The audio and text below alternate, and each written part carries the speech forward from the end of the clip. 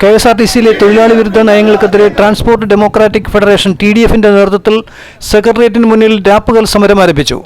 ശമ്പളം കൃത്യമായി നൽകുക, DA കുടിശ്ശിക അനുവദിക്കുക, ശമ്പള കരാറിൽ സർക്കാർ ഉത്തരവിറക്കുക, ഡ്രൈവർമാരുടെ തടഞ്ഞു വെച്ചിരിക്കുന്ന സ്പെഷ്യൽ അലവൻസ് കുടിശ്ശിക അനുവദിക്കുക, 16 ഫിസിക്കൽ ഡ്യൂട്ടി ഉത്തരവ് പിൻവലിക്കുക, NPS കുടിശ്ശിക അടച്ചു തീർക്കുക, KSRTCയിലേക്ക് പുതിയ ബസ്സുകൾ വാങ്ങുക, സ്വിഫ്റ്റ് കമ്പനി KSRTCയിൽ ലയിപ്പിക്കുക, രാഷ്ട്രീയ പകപോക്കൽ നടപടികൾ അവസാനിപ്പിക്കുക, KSRTCയിലെ അഴിമതികളിൽ വിജിലൻസ് അന്വേഷണം പ്രഖ്യാപിക്കുക തുടങ്ങിയ ആവശ്യങ്ങൾ ഉന്നയിച്ചുകൊണ്ട് ജനുവരി 9 രാവിലെ 10:30 മുതൽ ജനുവരി 10 രാവിലെ 10:30 വരെ നീണ്ടു നിൽക്കുന്ന രാപ്പകൽ സമരം പ്രതിപക്ഷ നേതാവ് VD സതീശൻ ഉദ്ഘാടനം ചെയ്തു. മുൻ മന്ത്രിമാരായ VS ശിവകുമാർ, N ശക്തൻ നാടാർ, M വിൻസെന്റ് MLA തുടങ്ങിയവർ രാപ്പകൽ സമരത്തിൽ പങ്കെടുത്ത് സംസാരിച്ചു.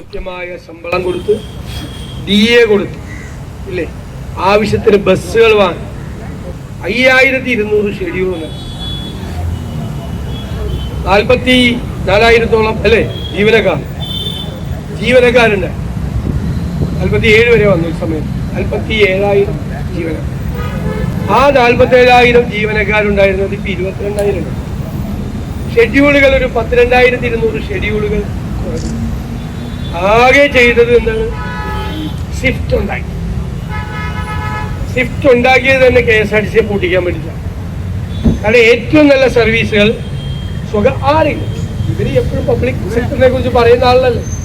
പൊതുമേഖല എന്ന് പറയുന്നത് ഇടതുപക്ഷമാണ്, മുൻപാണെന്ന് പറയുന്ന ആളല്ലേ. ഇവര് ചെയ്തത് എന്താ?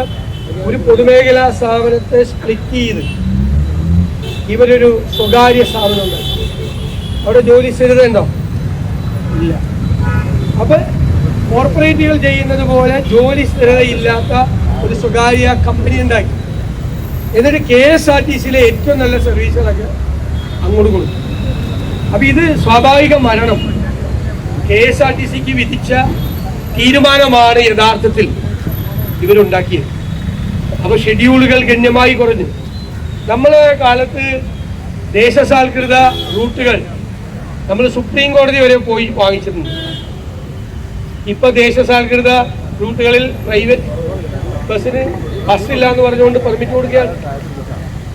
അവിടുത്തെ ഒരു മോണോപ്പൊളി, KSRTCക്ക് ഉണ്ടായിരുന്ന ഒരു മോണോപ്പൊളി പല ദേശസാൽകൃത റൂട്ടുകളിൽ ഇല്ലാതായി. അപ്പോൾ ഒരു സ്ഥാപനത്തിന് ഒരു സ്വാഭാവിക മരണത്തിന് വിട്ടുകൊടുക്കുക എന്ന രീതിയാണ് അവർ ചെയ്യുന്നത്. DA ഇപ്പം എത്ര? 32% DA കുടിശ്ശികയായി. നിങ്ങൾക്ക് ചികിത്സാ സഹായം പോലും നിങ്ങളുടെ കയ്യിൽ നിന്ന് കോൺട്രിബ്യൂഷൻ കൊടുത്തിട്ട് പോലും ചികിത്സാ സഹായം പോലും കിട്ടുന്നില്ല. ആകെ 8 വർഷത്തിനിടയിൽ 1 മാസമാണ് ശമ്പളം മര്യാദയ്ക്ക് കൊടുത്തത് അല്ലേ? 1-ാം തീയതി കൊടുത്തത്. 1-ാം തീയതി കൊടുത്തിട്ടേ ഇല്ല. 1 മാസം കൊടുത്തിട്ട് ശമ്പളം തോന്നുമ്പോൾ കൊടുക്കുക. എന്നിട്ട് പരിഷ്കാരങ്ങളാ ഇവരുടെ ഓരോ മന്ത്രിമാര് വന്ന് നടത്തുന്ന പരിഷ്കാരം. ഒരാളിവിടെ പറഞ്ഞല്ലോ ഡബിൾ ഡെക്കർ ബസ്. ഇനി എത്ര 1.5 കൊല്ലം കൂടിയാണ് കാലാവധിയുള്ളത്. 1 കൊല്ലം 2 മാസം കാലാവധി. അതായത് 13 വർഷവും 10 മാസവും വണ്ടി ഓടി. 15 കൊല്ലം കഴിയുമ്പോൾ പുതിയ നിയമം അനുസരിച്ച് കണ്ടക്ട് ചെയ്യണം. ആ വണ്ടിയുമ്പോൾ 34 ലക്ഷം രൂപ മുടക്കി മൂന്നാറിലേക്ക് എല്ലാവരും ഷൂ കാണാം. ഇങ്ങനെ ഒരു സ്ഥാപനത്തെ തകർത്ത് തരിപ്പണമാക്കുകയും കേരളത്തിലെ ഏറ്റവും വലിയ ഒരു തൊഴിൽദായക പബ്ലിക് സെക്ടറായിരുന്നു KSRTC അല്ലേ? നമ്മൾ തന്നെ കാലത്ത് എത്രയും പേരെ സ്ഥിരപ്പെടുത്തിയത് 50,000-ഓളം ആളുകളെ, 4,000-ലധികം ആളുകളെ നമ്മൾ സ്ഥിരപ്പെടുത്തി. 14 മാസം മാത്രം കാലാവധിയുള്ള ഒരു ബസ്സിൽ 35 ലക്ഷം രൂപ മുടക്കി. എന്നിട്ട് 14 മാസം ഓടിയിട്ട് അത് അവസാനിപ്പിക്കാൻ വേണ്ടി തൊഴിലാളി സംഘടനയുടെ യോഗത്തിൽ പറഞ്ഞത് ഞങ്ങൾക്ക്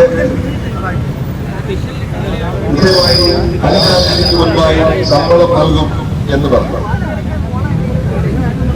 എന്നാൽ അത് പാലിക്കപ്പെട്ടില്ല എന്ന് മാത്രമല്ല, പുതിയ മന്ത്രി വന്നിട്ട് 2025 ജനുവരി 1 എന്നൊരു തീയതി ഉണ്ടെങ്കിൽ എല്ലാ തൊഴിലാളികൾക്കും ശമ്പളം ഞങ്ങൾ കൊടുത്തിരിക്കും, ശമ്പളം കൃത്യമായി കൊടുക്കും എന്ന് മന്ത്രി പറഞ്ഞത് നമ്മൾ നടത്തുന്ന സമരത്തെ അധിക്ഷേപിച്ചുകൊണ്ടാണ്.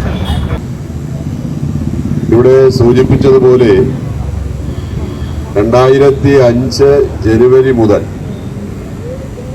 എല്ലാ മാസവും കൃത്യമായി ശമ്പളം, സാധാരണ ശമ്പളം കൊടുക്കുന്നത് അവസാനത്തെ വർക്കിംഗ് ഡേയിലാണ്. എന്നാൽ 1-ാം തീയതി ശമ്പളം നൽകും 2025 മുതൽ എന്ന് മന്ത്രി ശ്രീ ഗണേഷ് കുമാർ അദ്ദേഹം ഉറപ്പ് നൽകിയ പശ്ചാത്തലത്തിൽ, അദ്ദേഹം മന്ത്രിയായി വന്നതിന് ശേഷവും കൃത്യമായി ശമ്പളം നൽകും എന്ന് ഉറപ്പ് നൽകിയ പശ്ചാത്തലത്തിലാണ് ഈ മാസം KSRTCയുടെ വരുമാനം ശബരിമല സീസൺ ഉൾപ്പെടെയുള്ള മാസങ്ങളായതുകൊണ്ട് റെക്കോർഡ് കളക്ഷനാണ് ഉണ്ടായിട്ടും ഇതുവരെ ശമ്പളം കൊടുത്തിട്ടില്ല എന്നുള്ളത് ഏറ്റവും പ്രതിഷേധാർഹമായ, തൊഴിലാളി വിരുദ്ധമായ ഒരു നടപടിയാണ് ഈ സർക്കാർ എടുത്തിട്ടുള്ളത് എന്ന്